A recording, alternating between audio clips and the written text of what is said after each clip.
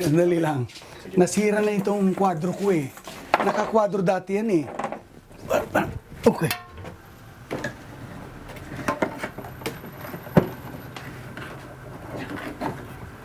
Ella, ikaw nga't maganggang ka. Lumipat ka na sa bandaron. Wala ka makita. Wala po. Ano po kalakihan to? Sinlaki ng isang dyaryo.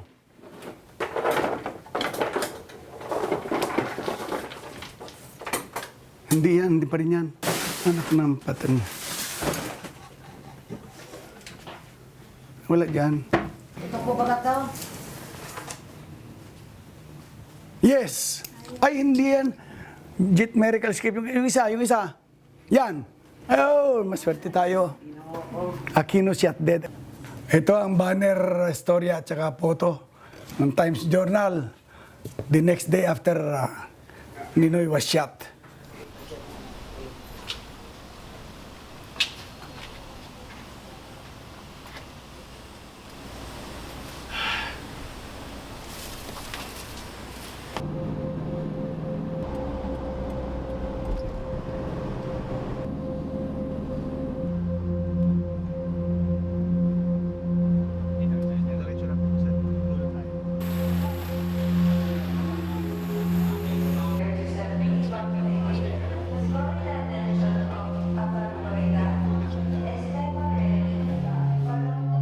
Ako po si Recto Mercene. Isa ko sa mga journalist na nakakuha ng pagkabaril kay Ninoy Aquino nung siya ay dumating noong August 21, 1983.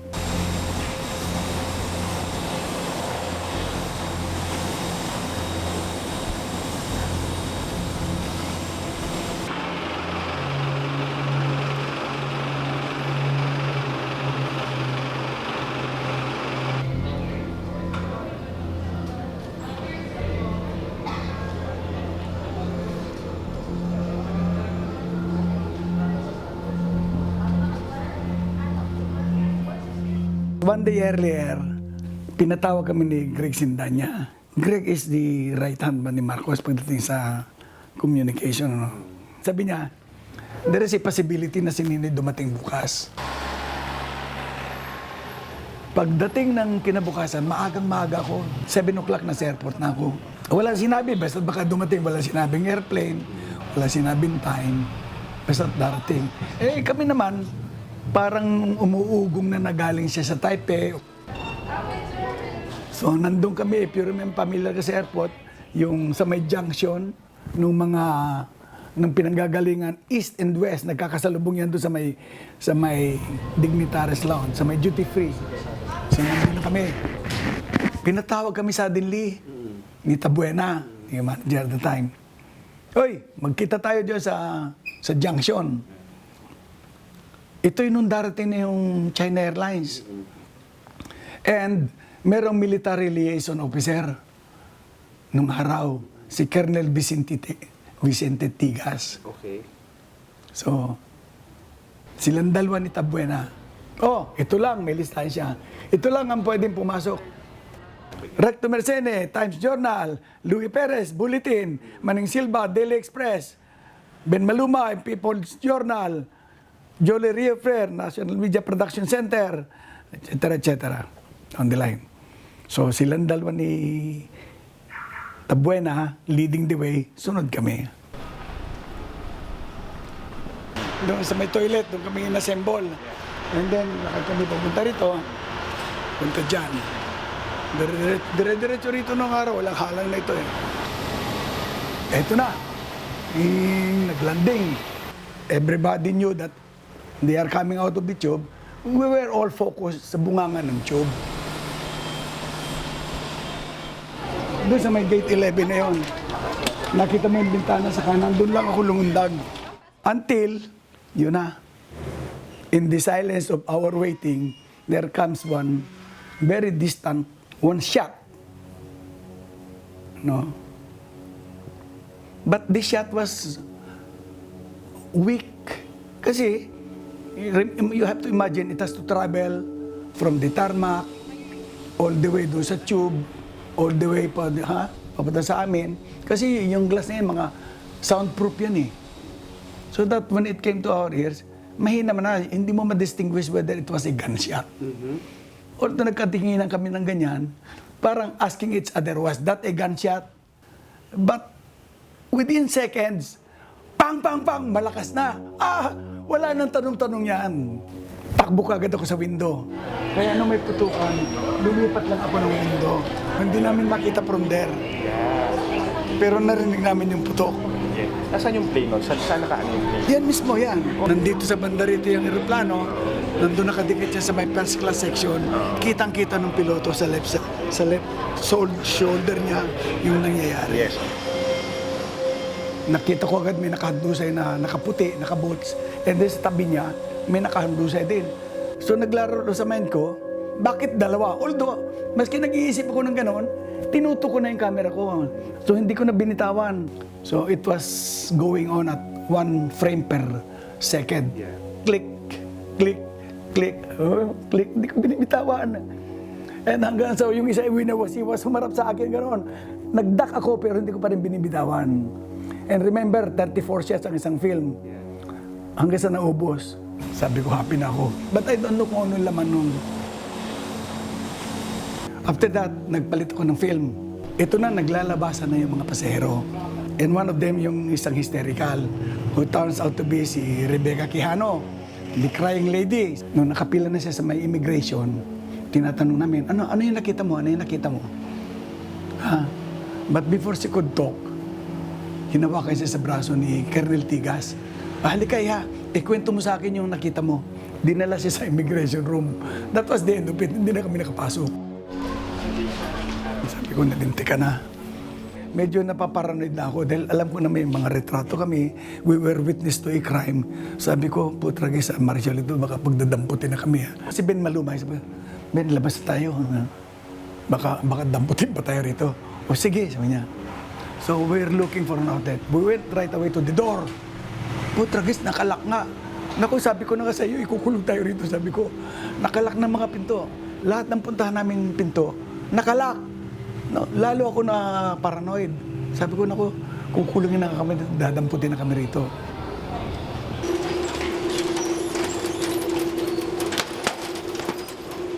But you know, familiar kami sa airport.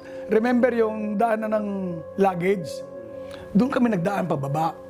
This time, naglalabasan na yung mga bagahe, no, di ba? I know one elevator there that is seldom used. No, ngayon sinara na yun eh. Yun ang ginamit ko. Mag-isa lang ako. Pagdating ko sa basement, lumabas ako sa gate. Paglabas ko sa gate, lumingon ako, nakita ko si Doy Laurel. So hindi na ako nagpunta ron. Kasi sabi ko, yung dala kong film is very precious. Ito na yun eh. Ang kotse ko nakaparada sa kabilang side ng building. Hindi ako pinuntahan. Sabi ko, baka nilagyan ng dinamita yun. Lintik pagbukas ka ng pinto sabi ko siya, paranoid na ako eh. No? So I took a bus. And then diretso ako sa pisina. Pagdating ko sa pisina, wonders of wonders, nandun na si Tabuena. Nakaupo. Sir, punta ako kay Gani Iambut. Si Gani Iambut ang editor ko eh. Boss, may kuha ko. Sige, pa-develop mo na. Bakit nandito yan? Inuuso niya si Tabuena. Sabi ko, he is very close to the administration. Kaya siya nilagay sa airport, taong Malacanang siya. So, there is nothing more to ask. Akyat ako, nasa second floor ng laboratory namin. Nag-iisip ko, any moment, sabi ko, kukunin itong film ko. Sabi ko rin sa labman, kaibigan ko yun eh. Binigyan ko ng pera, mag-develop ka ng marami. After 1 hour, kinuha ko yung film. Babalik na ako sa baba, magsusulat na ako ng storya. Pagdating ko sa bottom ng hagdanan, andyan si Julie Riofir. Pinakakuha ni boss yung film. Of course, I am going to give it to you on a silver platter. Nagbibiro pa ako. There is no point to argue na ba't mo kukunin? Di ba? Alam po na maraming mga unwritten rules ng araw na you must know how to decipher. So I finished my story.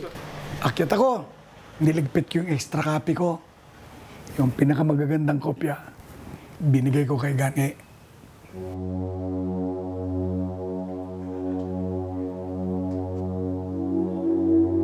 Yan ang una, no? Ayan, ratatatatatat. Tapos yun, ano? Tapos isa na lang, mag-isa na lang naiiwan, ano? And then, sila tumalikod, ano? Hindi natin malaman kung saan papunta. Diyan. Tapos iniwan na sila lahat.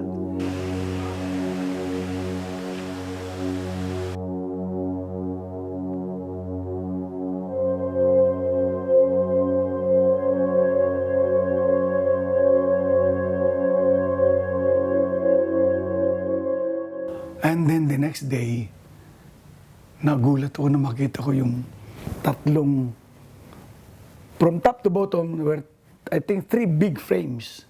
And the biggest byline I ever known in my life, photos by Recto Mercene. One solitary shot, like the pop of a bursting balloon. Seconds after, several more shots in quick succession. This was what greeted 14 of the airport media men who were waiting for former Senator Benigno Aquino. Yung unang-unang shot, palibhasa hindi ka pa prepared, ano? So hindi mo pa na-focus. Kaya yung unang-unang shot talaga medyo blurry. That was the moment when nakitang-kita mo talagang they were shooting at Galman.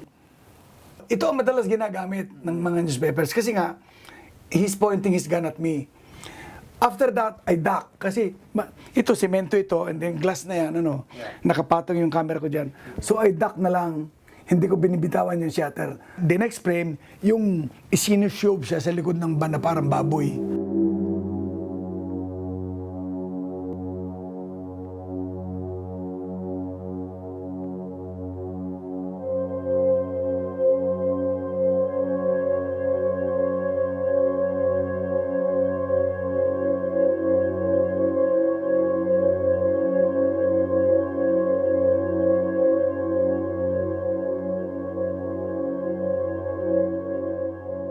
Sabi sa Presina, mag-appear ka raw sa Agraba Commission.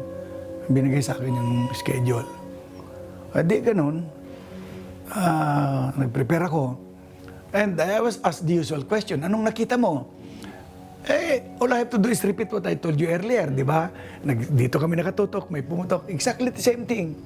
I cannot add or subtract to what really transpired. Yes. And then, accompanying with that, are yung mga pictures. No? These are pictures. Yung ginawa ng Agraba Commission, kung ano yung normal, yun ang pinadevelop nila and then they enlarge it so that marami kang makikita ng detalye that was absent in my photograph. Like, they saw a man running with a black bag. Through my picture, they identified him. No? Hindi ko nalang malaman kung sino. Through my picture, because there was an argument, ano? The one side of the argument says na Galman was brought to the airport, patay na. The other argument is that buhay pa siya, but he didn't know na siya ay gagawing patsy. Nilagay siya ron, pero pagkabaril niya kay Ninoy, he was shot at para wala ng testigo. Okay, ano ang crucial evidence na nakita ni Narbasa to show na si Galman ay buhay pa? When you take a look at my photograph, there is one frame there na nakaganon yung, hindi ko malaman kung kaliwa o kanang kamay ni Galman. Sabi niya, look at that. Kaya nakaganon yan, tinatamaan ng bala yung kanyang ligament, nag-re-react, no? Kung patay na yan, nag-rigor mortis na yan, maski tamaan yan, hindi gagalaw yan. Which is a very good argument.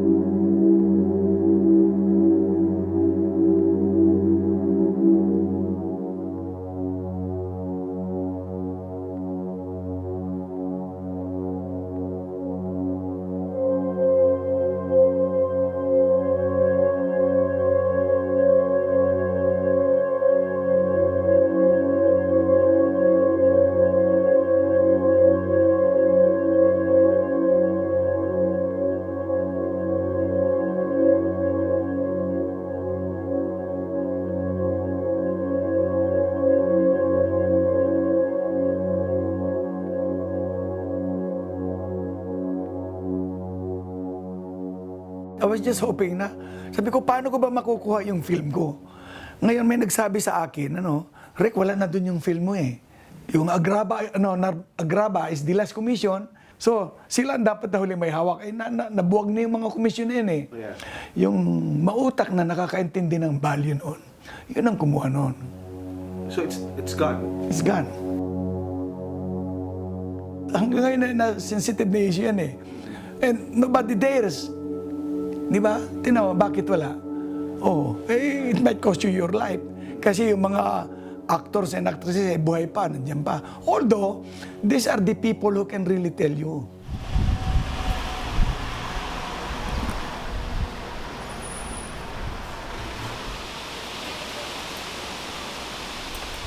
I am thankful that I am a part of it, no? Yeah. Di ba? I happen to be there at the right time. I think, yun ang masasabi kong pinakil ng career ko, Maybe I did not become an editor, like my mga colleagues, or a publisher. I remain a lowly reporter. But maybe sa parte na yan, natalo ko sila. Ito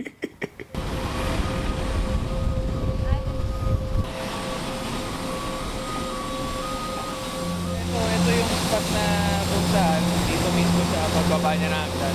Ito sakto na tumira rin siya. Dito siya bumagsak. Kaya ito, nilagay itong ko para ma-identify na dito mismo si Rick.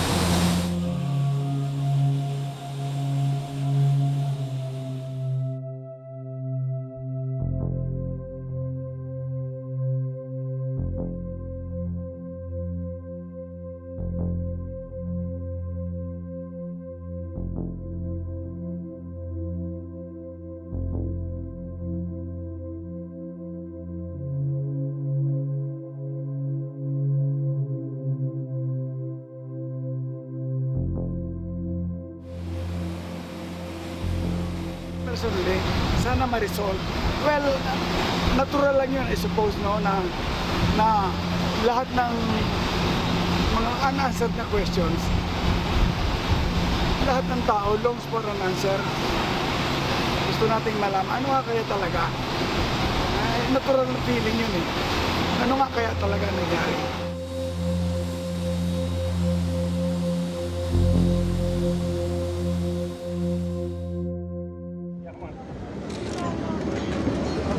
Just a minute. I'm his brother-in-law. Yes, you just take it.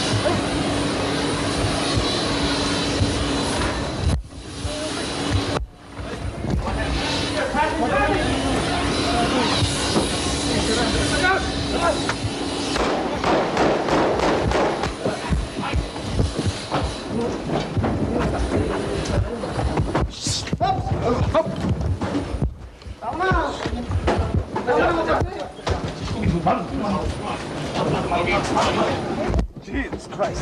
Window. God damn it. Get us. Wait. Where?